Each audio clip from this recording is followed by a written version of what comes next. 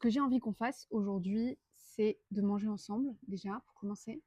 Parce que j'avais pas envie d'attendre pour faire cette vidéo, mais j'avais pas non plus envie d'attendre pour manger. Donc je vais faire les deux en même temps. Vous allez voir des chiens courir autour de moi et vous allez entendre des oiseaux. Je pense que ça risque de d'égayer un petit peu cette vidéo. Parce que aujourd'hui, je voudrais vous faire un récap de ma séance chez la psy hier. Je vais pas tout vous dire parce qu'il y a plein de sujets qui méritent des développements hyper longs et que j'aurai pas le temps de faire forcément dans la même vidéo. Donc ce sera l'objet d'autres vidéos peut-être. Mais il y a des choses que j'ai vues avec elle qui m'ont permis de... J'ai mis le doigt sur certaines choses qui m'ont pas mal aidé, qui me font avancer un petit peu. Et j'ai juste envie de vous partager ça de manière très brute. Il y aura très très peu de montage sur cette vidéo. Je vais peut-être laisser des blancs, je vais peut-être laisser des E, je vais peut-être me reprendre. J'ai envie de considérer cette vidéo et YouTube comme mon journal intime. En fait, ça fait des années que... Alors attendez, avant que je commence à rentrer dans le vif du sujet, je vais vous présenter ce que je mange, parce que ça fait partie des choses que je montre sur mon Insta et qui, en général, vous plaît. J'espère que vous m'entendez bien avec le chien de la voisine qui aboie. Donc, on commence par là-dedans. Vous voyez pas, il y en a très très peu parce que j'ai commencé à le boire, mais là-dedans, il y a du bouillon d'os de bœuf. C'est excellent pour la peau, c'est excellent pour les cheveux, mais c'est aussi excellent pour tapisser les intestins. Et avec mon SIBO, ça m'aide pas mal. Donc ça, c'est une chose. C'est très fort en goût. Purée, d'habitude, je fais du bouillon d'os de poulet. Enfin, d'habitude. Non, ça fait qu'une fois que je fais ça, mais je vais le refaire parce que j'ai trouvé ça cool. Je fais du bouillon d'os de poulet à la maison avec une carcasse de poulet et des légumes. Mais je trouve que c'est beaucoup moins fort en goût que ce que j'ai pris là, qui est du coup, qui a été fait.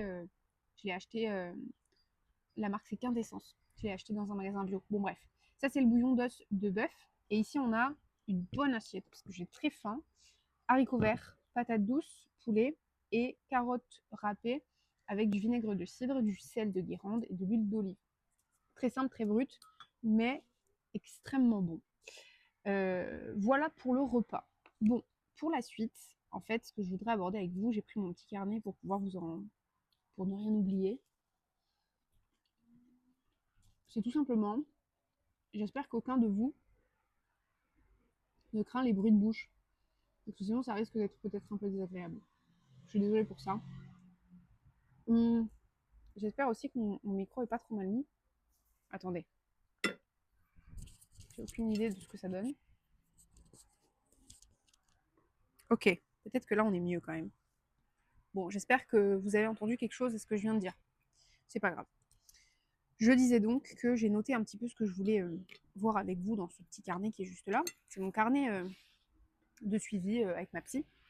En fait, en ce moment, je suis dans un moment où, dans une phase de ma vie de transition. C'est-à-dire que je ne vis plus là où je vivais avant. Bon, il y a plein de choses qui ont changé dans ma vie. Je ne vais pas forcément rentrer dans les détails, mais en tout cas, je suis dans une phase de transition et toutes les phases de transition sont en général inconfortables, sauf si vous êtes vraiment bien dans vos baskets et que vous avez une sécurité intérieure et un cadre que vous réussissez à vous poser vous-même.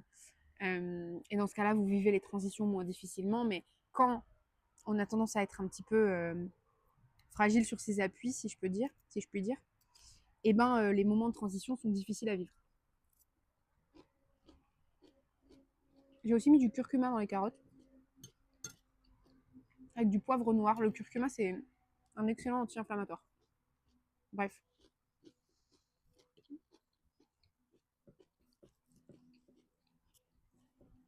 Ce que je disais donc, c'est que je suis dans une phase de transition et il y a plein d'enjeux en ce moment pour moi. Il y a plein de choses que je fais différemment. J'ai attaqué un nouveau programme pour réussir à guérir du SIBO, que je traîne depuis un peu plus d'1 an maintenant. Je suis en train de créer quelque chose au niveau pro. Je suis en train de... Enfin, j'ai déjà commencé à le faire. J'ai mis en place un contenu différent sur mon compte Instagram. Et je vous parle beaucoup du GC puisque c'est ce que je fais depuis 3 ans. J'ai jamais trop posté là-dessus sur mon compte Instagram parce que depuis très jeune, en fait, j'utilise les réseaux comme un exutoire, je crois, pour partager un peu ce que je ressens et sans prendre une position de quelqu'un qui sait tout, mais plutôt comme quelqu'un qui expérimente et qui vit des trucs et qui en parle. Et il s'avère que plus ça va, plus les gens s'intéressent à ce que je fais et se reconnaissent et m'envoient parfois des messages. Pourtant, j'ai 1000 abonnés sur Insta, donc j'ai pas de communauté actuellement, pas une grosse communauté en tout cas, du tout. Mais donc j'ai commencé comme ça et j'ai jamais trop exposé mon pro. Il se trouve que depuis quelque temps,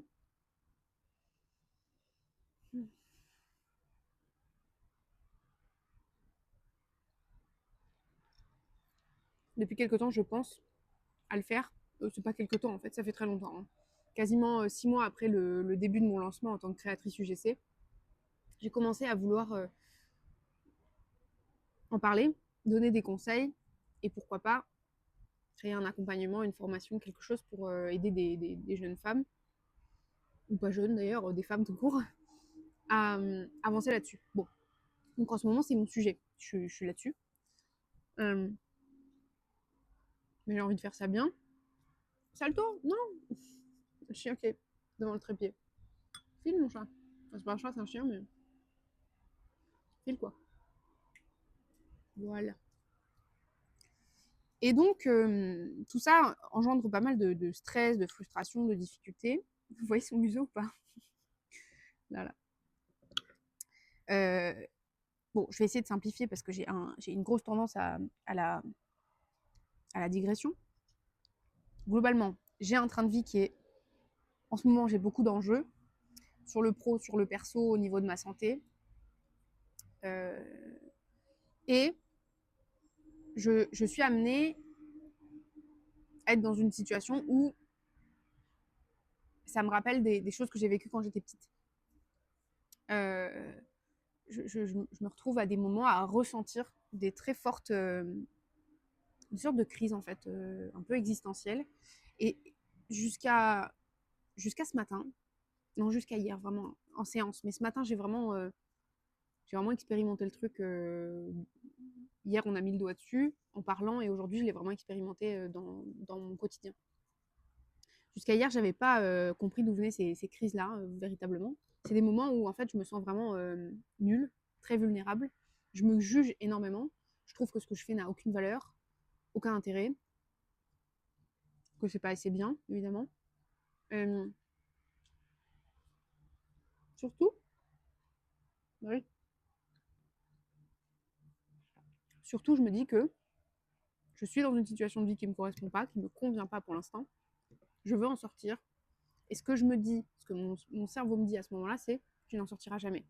Tu n'y arriveras jamais. Il y a toujours des choses qui vont venir se mettre sur ton chemin, te mettre des bâtons dans les roues, et tu ne sortiras jamais de cette vie qui ne te convient pas.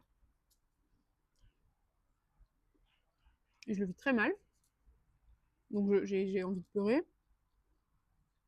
Je me sens vraiment pas bien. Je me sens en colère, je me sens triste, plein d'émotions en même temps. Et c'est vraiment des moments où, pour le coup, j'ai beaucoup de mal à redescendre de ça. Hier, j'ai compris que, en fait, il y a tellement d'enjeux pour moi dans le fait d'avoir une vie qui me correspond, parce que depuis toujours, bon, déjà parce que je crois que tout le monde a envie d'avoir une vie qui lui correspond, mais aussi parce que depuis toujours, j'associe beaucoup ce que je fais à ce que je suis. Parce que, quand j'étais petite, la seule solution pour moi de sortir de la vie que j'avais, que j'aimais pas, c'était de faire. De faire beaucoup de choses. De faire des études qui ensuite me permettront de faire...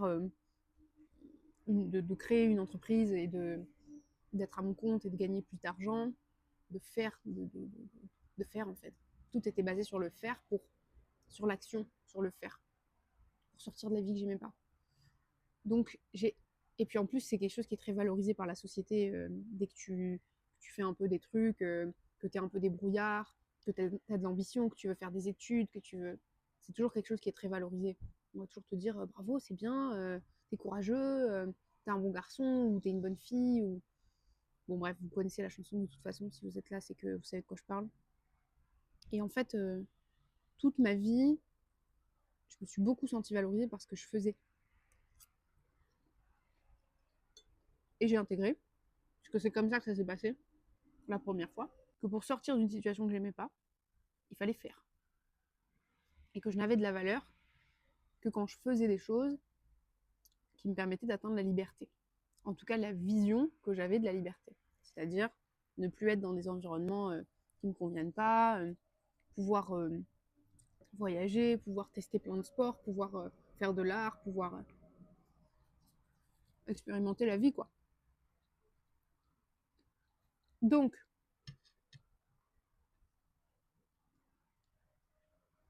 et oui, il y a une autre notion à donner à ça, c'est que, en fait, j'ai un peu une obsession avec la santé, le fait d'être bien dans ma peau, parce que j'ai vécu une vie dans laquelle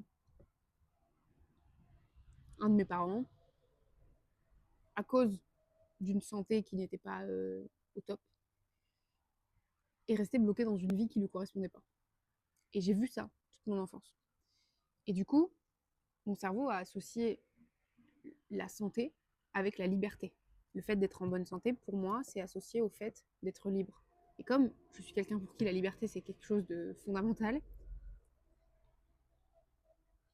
dès que je suis mise en face du fait que je suis en mauvaise santé, enfin, je suis pas en mauvaise santé d'ailleurs, n'importe quoi, mais que je suis pas au top de ma forme en ce moment, et que ce top de ma forme ne me permet pas d'exercer l'activité qui va me permettre de sortir de la vie que je ne veux pas, j'espère que vous me suivez, dès que je suis mise en face de ça, ça déclenche des crises. Ce matin, je faisais une vidéo. C'est mon métier, hein, faire des vidéos. Donc vous comprenez le... Vous voyez où je veux en venir, en fait. Je suis tout le temps confrontée au fait que... Je suis confrontée à ça, en fait, tout le temps. Au fait que si... Parce qu'en vidéo, je me vois, je me regarde, évidemment, puisque je suis le personnage principal du truc. Donc je me vois dans la caméra, je me vois dans la glace. Et ce matin, j'ai tourné une vidéo pour de la skincare, de près, évidemment, puisqu'il fallait que je sois sans maquillage, et que j'applique la peau, etc. Et que j'applique la crème sur ma peau. Donc, j'ai vu mon visage de près, j'ai vu que j'avais des cernes, j'ai vu que j'avais quelques petits boutons, que vous ne voyez peut-être pas d'ici là parce que je suis loin. Bon, il n'y a rien de dramatique, mais j'ai vu que ma peau ne reflétait pas une excellente santé. Ça m'a mis un coup au moral. Déjà, ça a commencé à activer la crise. Parce que je me suis dit, purée, ça va pas rendre comme je veux, ça sera pas parfait. Et donc, c'est parce que je suis pas en bonne santé. C'est parce que c'est parce que je suis pas en bonne santé. J'ai pas l'air en bonne santé, je suis pas au top de mon énergie, machin, donc ça va pas rendre comme je veux. Bon, bref, j'ai quand même fini mes plans sans être très satisfaite de ce que je faisais. Je suis passée à autre chose, je me suis dit, bon, allez, maintenant que j'ai fait mes plans démaquillés au réveil, je vais aller à la douche. Je suis allée à la douche. Dans la salle de bain, forcément, je me suis déshabillée pour aller à la douche. J'ai vu mon ventre, qui est le ventre de quelqu'un qui a un SIBO, c'est-à-dire gonflé. Mon ventre est gonflé depuis un an, quasiment tous les jours. Et, je fais tout ce qui est en mon pouvoir. Je fais encore. Je fais tout pour que mon ventre ne soit plus gonflé, pour que ma santé soit bonne, pour que pour être pour être pleine de vitalité, parce que vous avez compris le cercle, comment ça se passe dans ma tête. Et après avoir fait cette vidéo et après avoir constaté que j'avais l'air en mauvaise santé, etc., je suis allée devant la glace dans la salle de bain et j'ai vu mon ventre gonfler. Et je me suis dit, purée, mais c'est encore toujours aussi gonflé, alors que je fais tout ça, alors que je mets tout ça en place. Et la crise a démarré à ce moment-là. Parce que, encore une fois, ça coche toutes les cases du schéma. Je suis mise en face du fait que je ne suis pas assez en bonne santé pour être assez productive pour me sortir d'une vie dans laquelle je ne me sens pas en liberté. Putain.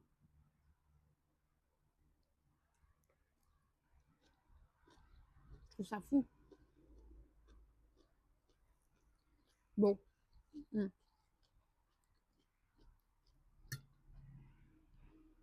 Là, je vous explique ça calmement en mangeant mon poulet et mes carottes, mais évidemment, après, j'ai pleuré. J'ai beaucoup pleuré. Je suis allée marcher et je suis allée écrire parce que dans ces moments-là, c'est ce dont j'ai besoin. Marcher, écrire. J'ai énormément de chance parce qu'aujourd'hui, il fait beau. Ça, c'est vraiment quelque chose qui fait du bien au moral. Donc, je suis partie marcher 1 h30 et j'ai pleuré. Euh, j'ai ressenti de la colère, j'ai ressenti de l'impuissance, j'ai ressenti du désespoir.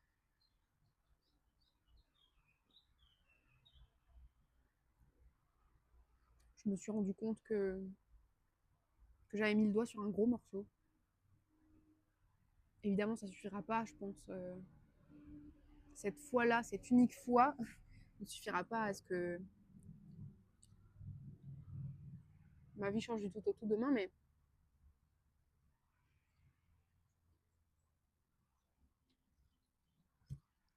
en fait, j'avance. J'ai l'impression que j'avance pas, alors qu'en réalité, j'avance. J'avance beaucoup même.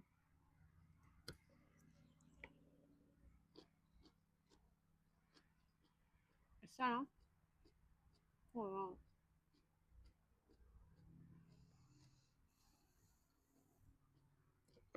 ça, c'est un véritable kiff.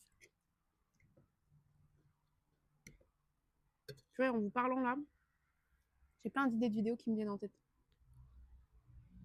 Je voudrais peut-être vous parler de l'école. Alors attendez, non, avant d'aller là-dessus, je vais conclure ce que je disais. Parce que j'aime bien quand même apporter un petit conseil ou un petit truc que j'ai fait qui m'a fait du bien. Quand je vous partage quelque chose en story, j'essaie toujours de vous donner une issue un peu sympa, un peu positive ou quelque chose à faire. Encore des trucs à faire. euh, ce que j'ai.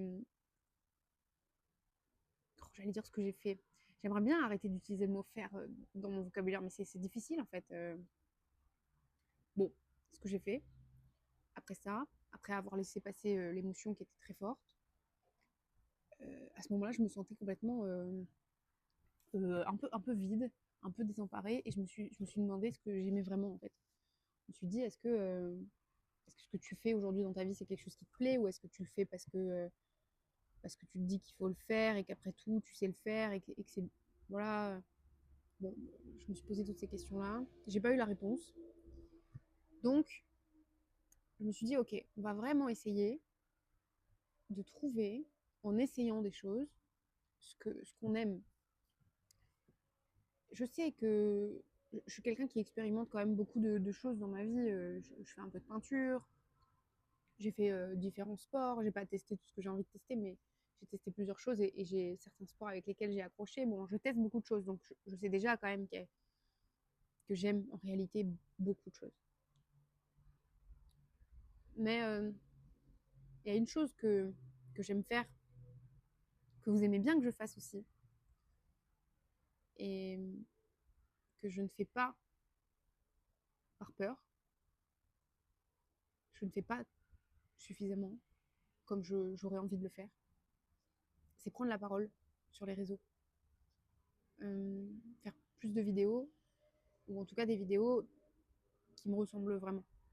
Et ce que je fais aujourd'hui, c'est ça.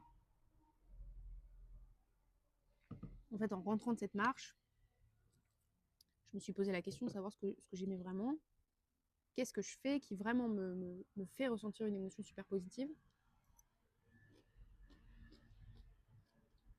Et je me suis rendu compte que je partageais sur mon compte Insta depuis très longtemps.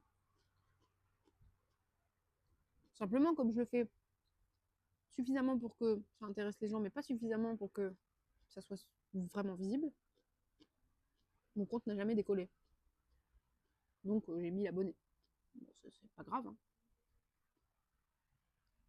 Mais du coup, ça participe aussi au fait que j'ai jamais trop pris ça au sérieux. Euh, et en rentrant de cette marche, en réfléchissant à ce que j'aimais vraiment faire, en tout cas ce qui me procurait vraiment des émotions de joie, d'envie, d'entrain, de vie,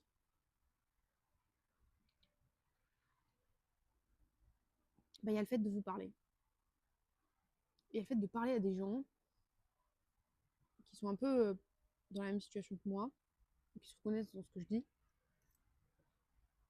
qui sont un peu paumés. Je crois que